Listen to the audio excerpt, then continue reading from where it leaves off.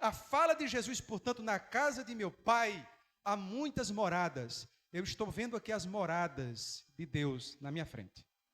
Somos nós. Nós somos as moradas que Jesus estava preparando para vir habitar. E Ele já está habitando.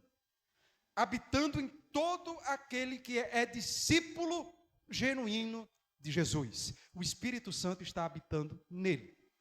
Portanto, a probabilidade de Jesus estar se referindo nesse capítulo 14, nesse verso, do versículo que vai aí de 1 a 4, das moradas no céu, aliás, não está falando de morada no céu, mas da habitação interna, é muito grande. Nesse sentido, portanto, Jesus estaria preparando os discípulos para a realidade de que eles se tornariam a casa do Pai e a habitação da Trindade. Os apóstolos, posteriormente, também reforçaram essa verdade em suas cartas. Quando os apóstolos foram escrever, eles deixaram muito claro de que Deus está habitando em seus discípulos, em seus filhos. Por exemplo, em Efésios, no capítulo 2, versículo 21 e 22, o apóstolo Paulo vai dizer que nele todo edifício é ajustado e cresce para tornar-se um templo santo no Senhor. E na continuidade ele diz, nele vocês também estão sendo edificados para se tornarem morada de Deus. Por meio de quem? Por meio do seu Espírito. Como é que nós nos tornamos morada de Deus? Por meio do Espírito habitando em nós. O apóstolo Pedro também diz no capítulo 2, versículo 5, ele diz, vocês também como pedras vivas estão sendo edificados como uma casa espiritual, para serem sacerdócio santo, oferecendo sacrifícios espirituais aceitáveis a Deus por meio de Jesus Cristo. Portanto, a casa de Deus é a igreja do Senhor. São os discípulos de Jesus, a comunidade de discípulos de Jesus, nos quais habitam o seu Espírito. Este é o lugar que Jesus preparou depois de sua morte e ressurreição, e pelo seu Espírito veio habitar em sua igreja. Isso traz para nós algumas constatações muito importantes, que eram um impacto para aquele contexto na época, e é um impacto também para nós hoje. Em primeiro lugar, a primeira verdade que precisamos destacar, é que Deus mudou de endereço. Deus mudou a sua residência. Se você perguntasse a um judeu no Antigo Testamento, durante a sua jornada no deserto, você perguntasse a ele onde é que Deus habita, onde é que Deus está, onde a sua presença é manifesta, certamente ele responderia que Deus estaria no tabernáculo que ele mandou construir. E que de maneira muito especial, a sua presença se manifestava na Arca da Aliança. Mais para frente, após a conquista de Canaã, o estabelecimento em Jerusalém, se você chegasse para um judeu e perguntasse onde Deus habitava, onde ele estava, onde ele se revelava, onde ele se manifestava de maneira concreta, eles diriam, ele está no templo de Salomão. Foi ele que mandou construir. Fato, é verdade. É ali que era a referência do judeu. Até hoje é o templo. Inclusive, eles estão preparando, eles já estão com tudo pronto para a construção do terceiro templo. Os móveis estão prontos. A menorá está pronta. O altar está pronto. Os móveis estão prontos. O local, eles estão esperando. Eles têm a certeza que será construído. E escatologicamente está dito que será. E vai ser. Só que agora não pode. Porque se eles mexerem no lugar, estoura uma terceira guerra mundial. Que é no local onde os muçulmanos construíram uma mesquita. Que lá dizem que é a pedra onde Abraão foi sacrificar Isaac. Está construída uma mesquita cobrindo. O Muro das Lamentações separa Israel daquele espaço controlado pelos muçulmanos. Eles não podem mexer ali. É proibido até filmar lá. Eles não deixam. Mas eles estão esperando. Eles estão esperando porque Deus disse e eles sabem que Deus cumpre o que Deus disse. Mas, uma coisa que eles não observaram, não perceberam, é que quando Jesus chegou, Jesus estava dizendo para eles: Deus mudou de endereço. Ele não está mais aí. E onde é que ele está? Ele está em todo aquele que recebe o Espírito Santo de Deus.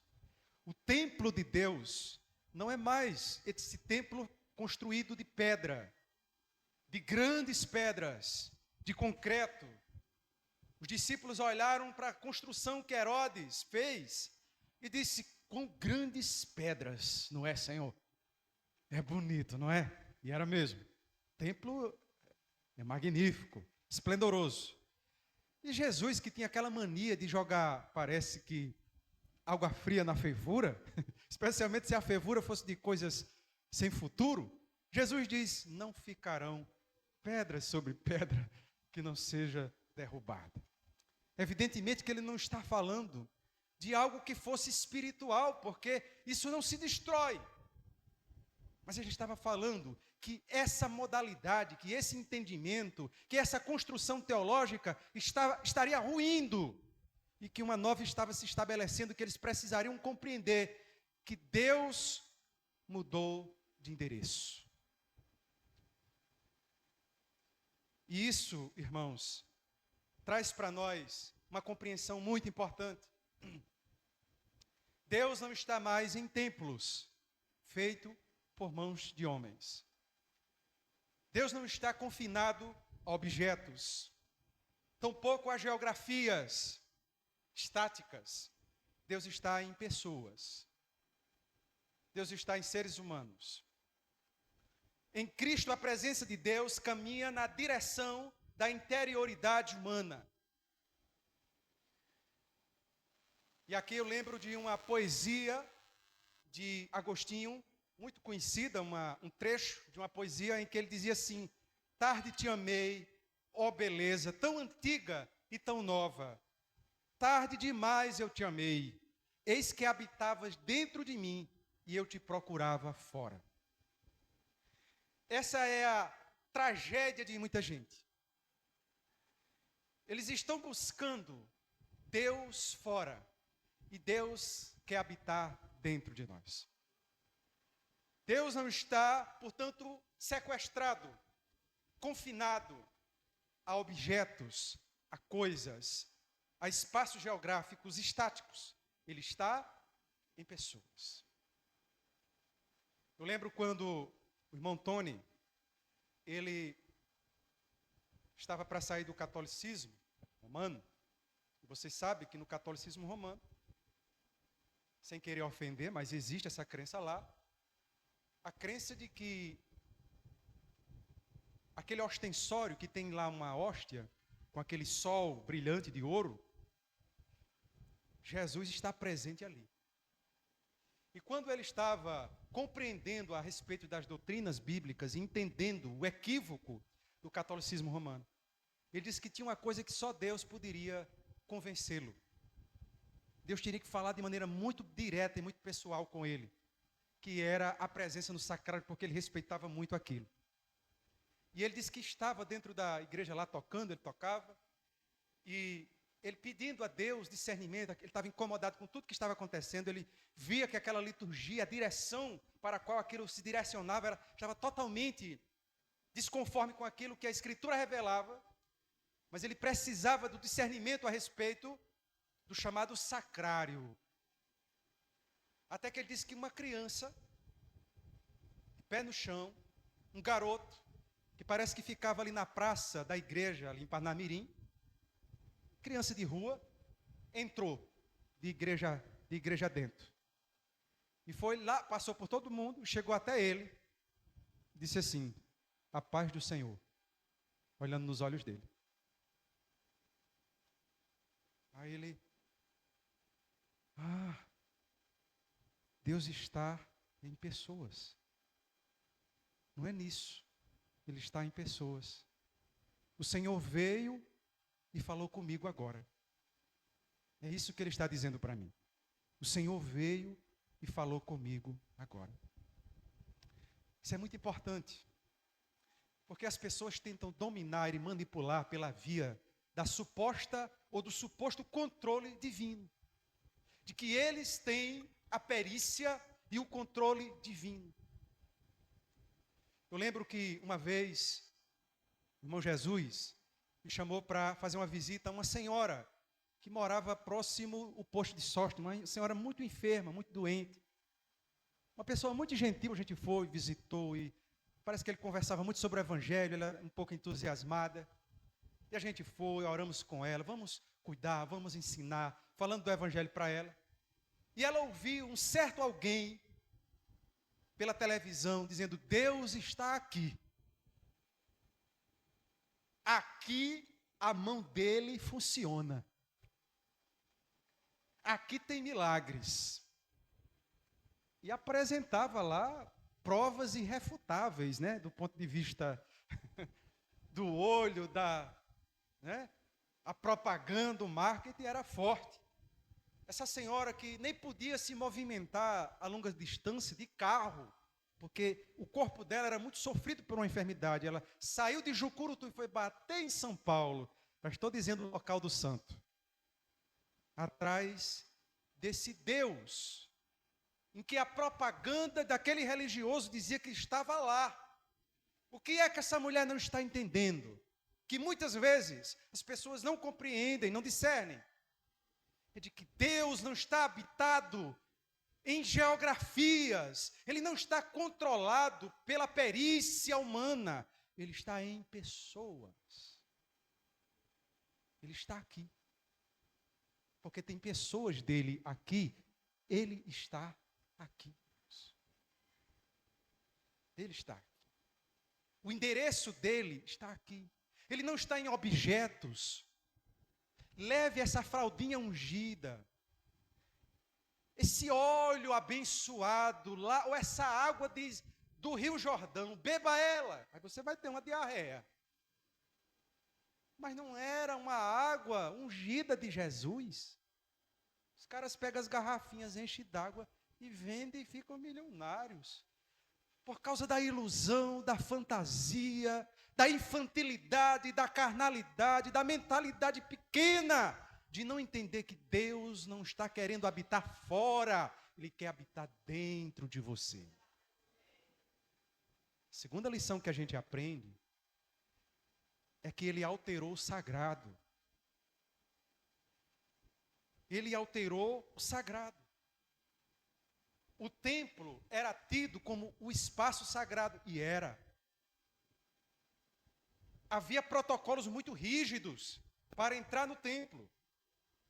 Até onde podia entrar, em que condições, não podia entrar de qualquer jeito, não.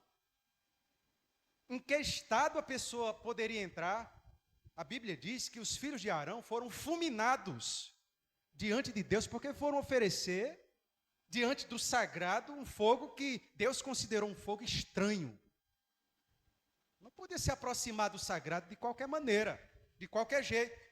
A Arca da Aliança, um dia que estava sendo conduzida numa carroça de bois, quando Davi mandou buscar, e os bois tropeçaram lá com a carroça numa pedra, e o rapaz quis ajudar, e tocou na Arca da Aliança, não podia.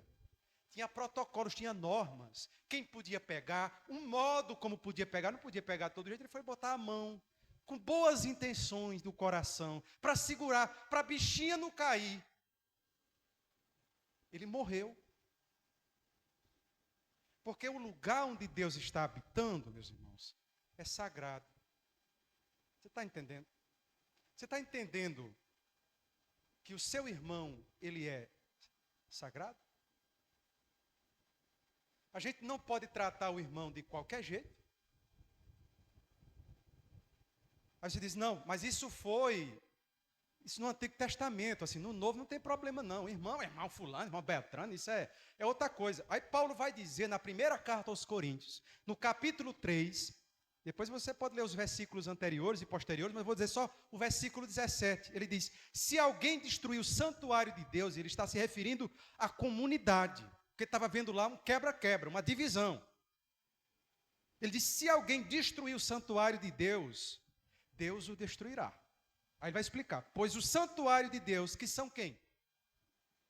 Que são vocês. É o quê? Santo ou sagrado, na versão NVI. Sagrado. Isso muda, ou deve mudar, a forma como nós enxergamos os irmãos. Você já pensou se o Espírito Santo habita dentro dele? Ele é morada de Deus. Ele não é só a irmã fulaninha que está do seu lado. Não é só a irmã trabalhosinha que está do seu lado. É também morada de Deus. É também lugar sagrado, ambiente sagrado. Você é importante, meu irmão. Não por causa de você, por causa de quem te habita. Aquele que te habita te dignifica. Mesmo sendo Pedro, e Jesus estava dizendo isso para os apóstolos, você pensa que os apóstolos eram o povo mais direitinho, arrumadinho que tinha? Era não. Ele disse para Pedro: você vai me negar, viu, Pedro? Ele ficou insistindo, você vai me negar. Pedro disse: não, vou não. Ele disse: antes que o galo cante.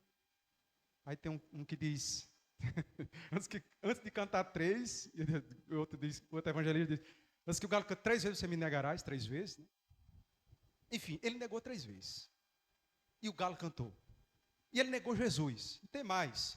Na última negação, é porque os tradutores da Bíblia tiveram misericórdia de nós. Mas a tradução das palavras que Pedro disse foram palavrões. Era Pedro, meu irmão.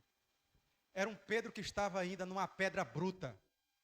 Era uma pedra que estava sendo bulinada, preparada ainda por Deus, por Jesus. Por isso, é preciso reverência, é preciso cuidado quando nós vamos tratar com as pessoas. Às vezes nós somos muito brutos. Nós esquecemos que o terreno do outro pode ser terreno santo. E o terreno onde ele está, a gente precisa tirar a sandália dos pés. Porque onde ele está é sagrado.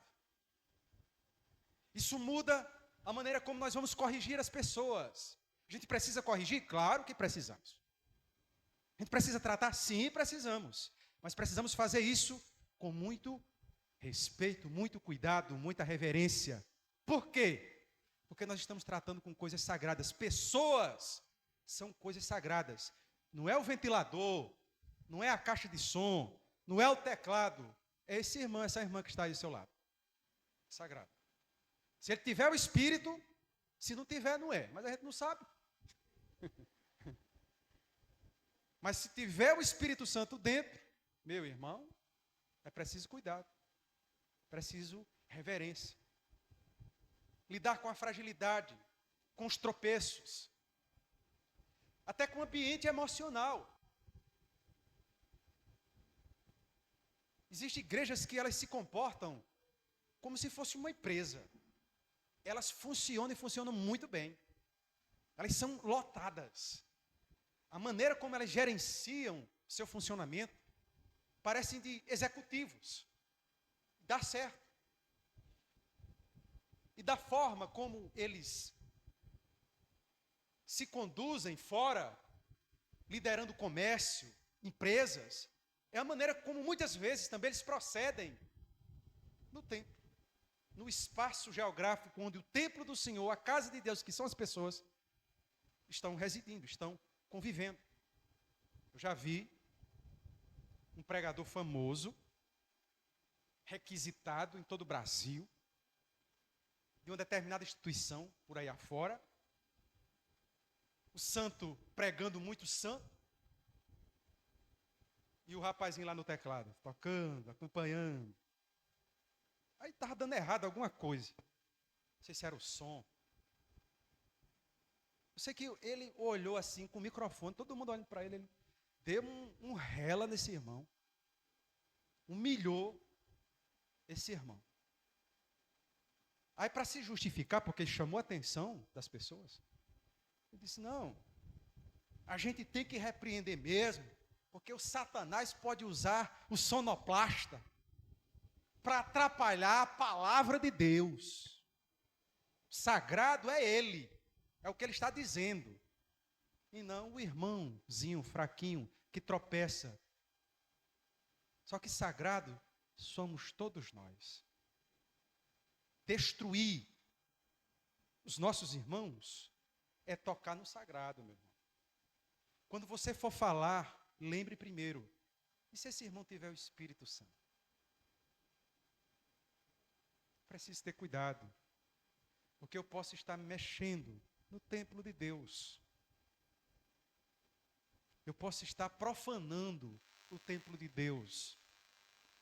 Preciso cuidado. Onde o Espírito Santo habita, é preciso reverência. Deus não está buscando defensores dele. Às vezes, as pessoas dizem que amam a Deus, que servem a Deus, e querem defender Deus. E em nome dessa defesa de Deus, eles atropelam pessoas. Eu achei muito bonito.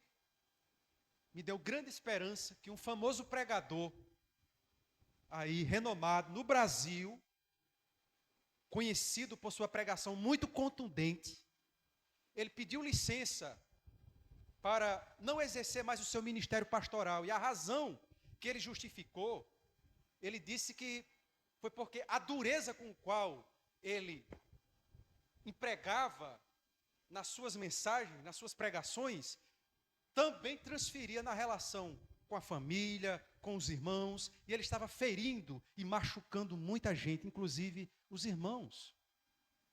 De forma pessoal, ele estava maltratando e matando as pessoas.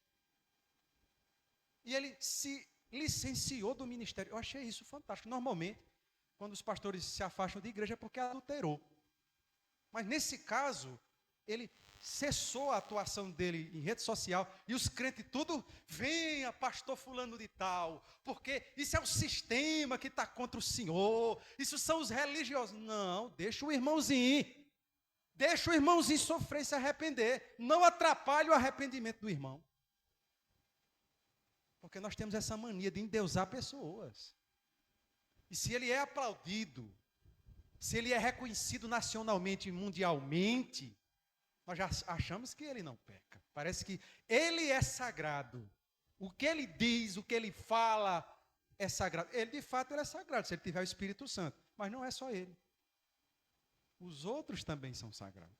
E por isso, mesmo que haja contundência, porque de fato existem momentos, ocasiões, em que a mensagem exige do nosso coração, da nossa alma, uma veemência maior, às vezes para despertar a pessoa. Mas isso não pode me eximir da tarefa constante e permanente de eu olhar para o meu irmão com todo respeito, mesmo que seja para corrigi-lo. E os irmãos que me conhecem sabem. Quando eu tenho para dizer, chamo você lá em casa, no meu escritório, e digo, você chora, você estribucha e acha que eu só falo com você, não fala com os outros. Eu não vou dizer com quem eu estou falando. Minha conversa é particular com você. Mas você pensa que eu só falei com você. O pastor só fala comigo, parece que ele me persegue. Você não sabe os outros, que eu não digo para você. Mas quase todos dizem a mesma coisa. E diz para mim também. Às vezes fica chorando, fica com raiva. Eu sou veemente quando precisa, mas falo com todo respeito. E sempre digo, é porque eu quero o seu bem. Eu quero te resgatar. Eu estou dizendo isso porque é sério. Porque quando a gente vai salvar alguém que está morrendo afogado, a gente muitas vezes precisa pegar ele de uma forma abrupta para ver se consegue resgatá-lo. Porque se for com muita maciez para chegar, ele afunda todo mundo. Mas é muito importante dizer que eu estou lidando com um ambiente sagrado. Terceiro lugar, essa constatação da habitação de Deus em nós. Deus redefine a sua relação conosco. Antes, A relação do homem estava baseada em símbolos, em sombras, em representações, em figuras. O culto era litúrgico, fortemente litúrgico. Os sacerdotes tinham roupas específicas, turbante, peitoral, roupas com enfeites, com ornamentos, tudo tinha um símbolo, tinha um significado, tinha um apontamento. Mas a Escritura nos diz que a realidade já chegou. E a realidade é Cristo Jesus. E quando essa realidade chegou, não faz mais sentido eu estar agora buscando sombras. O que é que eu estou querendo dizer com isso? Jesus estava aqui preparando os seus discípulos para compreender que ele estava instaurando uma nova ordem, um novo kairós, um novo tempo, em que a sua ausência física não significava uma redução da sua presença entre eles. Pelo contrário, ele estava ampliando, universalizando a sua presença e aprofundando ainda mais a sua presença, porque ele estaria agora habitando dentro deles. E quando eles estivessem passando por grandes tribulações, quando eles estivessem sendo odiados pelos povos, porque eles carregam o nome de Jesus. E como tem gente sendo odiada, porque carregam o nome de Jesus, sendo mortas, sendo degoladas, sendo assassinadas. É só colocar no Google, está lá o mapa de irmãos nossos que estão sofrendo. E Jesus estava dizendo que eles passariam por isso. Todos os apóstolos passariam por isso, com exceção de João, morreu de forma natural, mas os demais, todos morreram de forma como martírio. Para você ter ideia, a morte mais misericordiosa de um cidadão, e tinha que ser romano, era por decapitação, cortando o pescoço. Foi por isso que Paulo foi morto de forma por decapitação, porque ele era um cidadão romano. Os romanos não matam por crucificação um cidadão romano. Então, a decapitação já era um ato de misericórdia, de bondade dos romanos. Pois bem, mesmo diante dessa aparente ausência, dessa aparente indiferença de Jesus, ele estava dizendo: olhe, eu estou com vocês. Independente do que esteja acontecendo, não se turbe o vosso coração. Tenham paz em mim. Se você ler o texto completo, você vai ver que ele vai dizer: ó, eu vou dar a paz para vocês. Mas a minha paz não é a paz que o mundo dá. É uma outra natureza de paz. Que mesmo em meio às aflições, vocês continuarão experimentando essa paz, porque a minha presença é com vocês. E quando Paulo estava lá no calabouço, na sua segunda prisão em Roma, na época em que Nero coloca fogo em Roma e culpa os cristãos, ele manda matar Paulo. Antes dele ser morto, ele escreve a carta a Timóteo, dizendo: olhe, eu combati o bom combate, guardei a fé.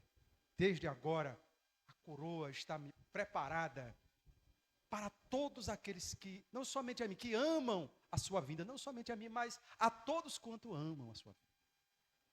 Ele podia dizer aquilo porque, mesmo estando só, isolado, aparentemente abandonado, fracassado ministerialmente, do ponto de vista dos resultados, se fosse medir, porque Paulo ficou sozinho, ele estava só, num calabouço, ele não estava em lugares confortáveis, com grandes congregações, ele estava sozinho, sentenciado à morte num calabouço fedorento, dizendo: nada me separa do amor de Deus, que está em Cristo Jesus, nosso Senhor. Nem morte, nem vida, nem anjos, nem principados, nem coisa do presente, nem coisa do porvir, nada me separará do amor de Deus, nada. Por quê? Ele tinha uma outra relação com Deus. Paulo entendeu Porque essa relação está aqui dentro. Deus está aí. Mesmo quando você não entende, mesmo quando você não discerne pela via das circunstâncias externas, Deus está aí. Eis que estarei convosco todos os dias, até a consumação dos séculos. Aquilo que ele disse, eu vou, mas voltarei para vocês, ele já está dentro de nós. Ele já está conosco. Independente se ele me cura ou não, independente se eu morro ou não, ele está comigo. Até a consumação dos séculos ele está comigo. E quando eu morrer, estarei com ele. Nós estaremos sempre com ele. Ele mudou a relação. Deus não está procurando agora, irmãos, que nós acessemos ele em coisas, em lugares longínquos. Vamos subir um monte. A mulher samaritana disse, onde é que a gente deve buscar adorar a Deus? Mulher samaritana, lá no poço que Jacó construiu, lá em Sicar. Ela estava presente ali, e a Bíblia diz que, João escreve, diz que Jesus disse que era necessário ir para Samaria. E claro, essa necessidade tinha uma importância teológica. Não era uma necessidade geográfica, porque de onde Jesus estava, para onde ele ia, não faria nem sentido, ele fez o caminho retornando para Samaria. Os judeus tinham um caminho alternativo para não passar por dentro de Samaria, porque eles consideravam os samaritanos impuros. Não se podia tocar nem no pão, nem na água que o samaritano tocava. Se você tivesse com sede, com fome, era preferível que você continuasse com sede e com fome do que comer um pão ou tomar uma água que o samaritano desse. Não se podia falar com mulher samaritana. Já não podia falar com mulher judia. E samaritana pior. Jesus passa onde estava aquela mulher, porque era necessário. E ele pede água à mulher. A mulher tem um susto. Diz, como assim? Você está me pedindo água? Você é judeu. O judeu não se dá bem com o samaritano. Como é que você está pedindo água a mim? Ele disse, se você conhecesse quem é que está te pedindo água, você pediria a ele. E ele daria água a você. Água, uma água viva, que flui para a eternidade. Se eu quero dessa água. Aí Jesus foi mexendo na conversa, ela foi entendendo que Jesus tinha um entendimento profundo. Ele diz, vejo que tu és profeta. Os nossos pais dizem que é nesse monte, no Monte Gerizim, onde se deveria adorar. Geografia. É em Jerusalém ou é em Gerizim? Jesus disse, olhe, mulher, está chegando a hora, e de fato já chegou, em que os verdadeiros adoradores adorarão o Pai em espírito. Esse é o lugar, é no espírito e em verdade. São estes os adoradores que o Pai procura. Deus habita, o sublime nos habita. É por isso que seu corpo precisa ser cuidado. Ele precisa ser tratado com o respeito do sagrado. Ele precisa ser cuidado por reverência, por ser a habitação do sublime. Não para ostentar as vaidades desse mundo, mas porque ele é sublime, porque ele é sagrado. Eu cuido do meu corpo, porque ele é templo de Deus, é habitação sagrada, e que eu estou cuidando para Deus, para servir a Deus, para amar a Deus com o meu corpo. Eu quero que Ele se agrade daquilo que eu estou cultivando em mim. E se você entende isso, você não vai fazer, não vai andar por aí de qualquer jeito, com o seu corpo, tratando ele assim como a nossa cultura faz com ela, com o corpo humano, objetificando o corpo humano. Por quê? Porque agora é uma outra realidade. É uma outra realidade. Para encerrar, não poderia deixar essa outra parte, que eu enfatizei bastante a presença interna de Deus, de que você é templo de Deus, E talvez você dissesse assim: então eu não preciso dos outros. Eu sou o templo de Deus e onde eu estiver está encerrado o assunto. Eu não preciso de comunidade. Não é isso que Jesus diz, não. Se você ler o que ele fala, esse discurso dele, você vai perceber que ele diz assim, no versículo 20 do mesmo capítulo 14. Ele vai mostrar que nós temos uma identidade que está sendo restaurada. E essa identidade está sendo restaurada tendo por referência a Trindade. No versículo 20 ele diz: naquele dia compreenderão que eu estou em meu Pai, vocês, no plural, em mim, e eu em vocês, no plural. A nossa identidade foi perdida quando o ser humano pecou. Não apenas nós rompemos com Deus, nós também rompemos com os outros. E quando Jesus, ele morre, ele ressuscita, ele envia o seu Espírito Santo, o mesmo Espírito que está presente nele, é o mesmo Espírito que está presente em todos os crentes, genuínos e verdadeiros. Ele está com isso também num processo de restauração da identidade, pelo qual ele mesmo orou, no discurso de despedida. Já no finalzinho do capítulo 17, no versículo 20, Jesus diz assim: a minha oração não é apenas por eles, pelos discípulos. Rogo também por aqueles que crerão em mim. Ele está falando de você. Por meio da mensagem deles. Para que todos sejam o quê? Para que todos sejam um, Pai, como tu estás em mim e eu em ti. Que eles também estejam em nós, para que o mundo creia que tu me enviaste.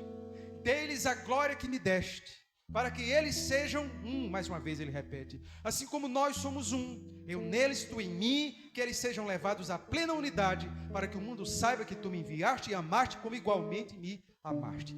Se você for observar as vezes que Jesus fala em amor, que eles ame como eu amei, você vai ver, tempo todo, Jesus falando nisso. O que é que ele está querendo dizer para nós? Há uma identidade que está sendo restaurada por meio do sacrifício e da habitação do Espírito Santo em nós. Essa identidade é que nós, mesmo sendo muitos, nós somos um. Nós somos feitos à imagem e semelhança de Deus. E a imagem e semelhança de Deus não é física. A imagem e semelhança de Deus não tem a ver meramente com prerrogativas psicológicas. Tem a ver com essa relação de unidade que só nós podemos experimentar. Os passarinhos não experimentam. A imagem e semelhança de Deus não está no cachorro. Eu gosto muito de cachorro, gosto muito dos bichinhos, gosto muito dos animais. Mas Deus está no meu irmão. Amar como Cristo nos amou. Ele mandou fazer isso com o meu irmão. Porque a unidade que ele está restaurando, a identidade que ele está restaurando, é no meu irmão. E quando a gente faz isso, a gente se parece com Jesus. É isso que ele está dizendo. Quando vocês forem um, quando vocês forem assim, vocês estarão agindo como eu atuo, como eu faço. Então vocês estarão parecendo comigo. E aí vocês entenderão o que significa isso. Estou no meu Pai, o Pai está em mim, vocês estão em mim, eu estou em vocês. Porque a nossa identidade, ela não é individualista, ela é comunitária. O corpo de Cristo não são membros separados, fragmentados, fraturados uns dos outros. O corpo de Cristo é uma unidade composta por muitos membros, diferentes funções, mas fazendo parte de um mesmo corpo, o corpo de Cristo. Amém? Deus nos habita. Deus habita o seu irmão. Por isso, Ele mudou a sua relação conosco. Nós nos tornamos terreno sagrado, mas o nosso irmão também. Por isso ele precisa ser tratado com reverência. Ele está restaurando a nossa identidade. E essa identidade Não é um simples nome que ele vai colocar numa pessoa. Ah, seu nome é Zebedeu, agora vai se chamar Zebidias. Não. Ele quer que nós sejamos um. Assim como a gente olha para Deus, que é Pai, Filho e Espírito Santo, não há uma presença ali de 3 divindades. Não, é um só Deus. E uma composição de pessoas. Deus também quer olhar para nós e enxergar na nossa experiência de comunidade uma unidade. Não é fácil, eu sei, irmãos. Não é fácil por causa de nós, não é fácil também por causa dos irmãos. Nós temos as nossas dificuldades, nós temos os nossos probleminhas, né? Nós temos as nossas complicações, mas o Espírito está nos tratando. Está tratando o Pedro velho, está tratando o Paulo velho também, está tratando. E à medida que a jornada vai se dando, ele vai falando e a gente vai percebendo como nós precisamos mudar. Como nós precisamos mudar. Eu tenho tanto susto com Jesus. O camarada chegou, eu estava falando com o João Vitor, né? Na multidão, disse: Senhor, diga para o meu irmão repartir a herança comigo. Ele não está querendo repartir a herança comigo. Era para repartir, porque mesmo ele sendo primogênito, ele tinha que dividir em 3 partes. 2 partes ficavam para ele e 1 parte ficava para o mais novo. Ele não estava repartindo. Ele aproveitou a ocasião de um discurso de Jesus. Diga para o meu irmão repartir comigo. Você sabe que Israel era uma teocracia. Então, leis jurídicas, Estado e religião eram uma coisa só. Então, leis jurídicas, questões civis ou espirituais, era tudo num canto só, era no livro, era na Bíblia, era na Torá. Jesus desde criança sabia onde estava o capítulo e o versículo que orientava sobre isso. Ao invés de Jesus dizer o texto, porque era uma vítima, era uma pessoa que estava sendo injustiçada. Eu disse, se fosse eu, dizia logo, use Números capítulo tal, Deuteronômio capítulo 21 ensina sobre isso. Passe na cara lá do seu irmão. Só que não foi isso que Jesus fez. Eu disse, mas rapaz, olha o que Jesus fez. Jesus foi falar de avareza. Jesus corrigiu os dois irmãos que estavam talvez brigados por causa de herança. Eu disse, se fosse eu tinha citado a Bíblia, eu tinha caído nessa. E vou me atrever, talvez você também. Eu acho que eu não fico só nessa não, viu? Se você soubesse do capítulo e do versículo, eu acho que você não perdoaria não. Tome o capítulo e o versículo. Só que ali Jesus estaria fomentando outra coisa mais grave, que ele discernia, e que é isso que a gente precisa aprender. A gente sempre pensa que a superfície, que o sintoma, que aquilo que está de fora é o que precisa ser resolvido. Jesus conhece o profundo, ele conhece o escondido, ele sabe, ele vê o que é que precisa ser tratado, e é isso que o Evangelho precisa orientar o nosso coração. A gente vive num mundo de vitimismos, de ismos, de justiça social, que é isso que é Evangelho. Olha o dedinho. Não, viu, irmãos? É muito mais profundo do que isso. É muito mais profundo do que isso. Leia os evangelhos e se deixe se assombrar com Jesus. Você vai perceber que ele não se encaixa nessas caixas aparentemente tão puras do evangelho cristalino que se prega. Cabe não, viu? Ele dá susto na gente o tempo todo. Amém? Porque senão não vai parar mais, né?